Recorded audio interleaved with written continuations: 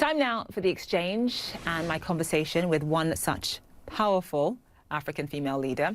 Graça Machel advocates passionately for the rights of women and children. She's the only woman in the world to be First Lady of two different countries, South Africa and Mozambique. I began by asking her thoughts on African women holding some of the highest positions in politics. Here's what she said.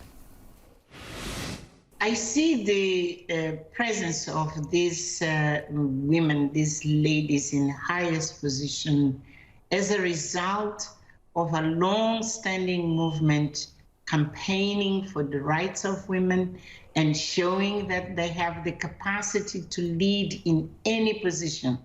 So we are just at the beginning of seeing the results of that long-standing movement.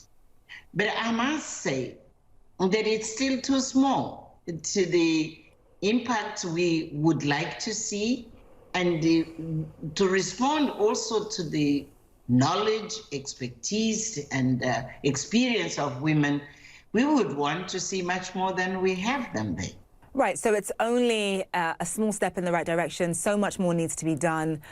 You look at a country like Rwanda, which has, a lot of people talk about the statistic, that Rwanda has the highest percentage of women in parliamentary positions in the world, certainly a great marker of progress. However, in a lot of African countries where there are women in positions of parliamentary power and leadership positions within politics, that doesn't always translate into more influence from women on the ground. Why not? It is important to have women in numbers in position of power. But more important is that these women should carry with them women's agendas and to be committed to use their position to transform systems, to transform structures, and to influence, even to change the mindset of the global society. Being there alone, yeah, it changes the outlook, because there'll be a girl out there who will say, well, if women can be heads of states, they can be ministers, they can be parliamentarians, it's because she also can be.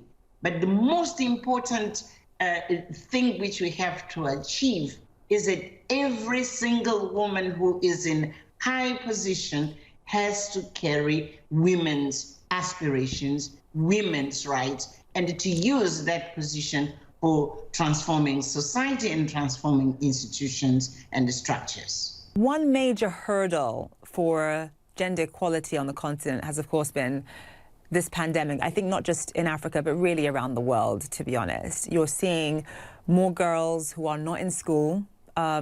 You're seeing more women being pushed into poverty as a result of the pandemic and various shutdowns. And you're also seeing more women who may be falling victims of domestic violence, domestic abuse because of the lockdowns. They are then trapped at home with their abusers. How do we as a continent and as a global society in general work to reverse that as things start getting back to normal? If I want to dwell a bit on gender-based violence, I think there's a lot of work has to be done. One is to put this issue as strategically important in policy to transform, to change the way human beings relate to one another. In this case, men and women related to one another, and particularly men abusing women.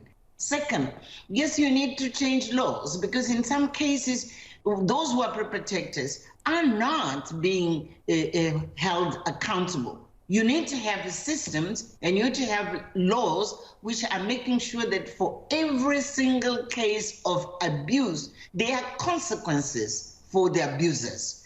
And more, it is important then to support survivors of violence and to give them a second opportunity to redo their lives, to be able to run a meaningful and productive life free from the traumas which they have been submitted to.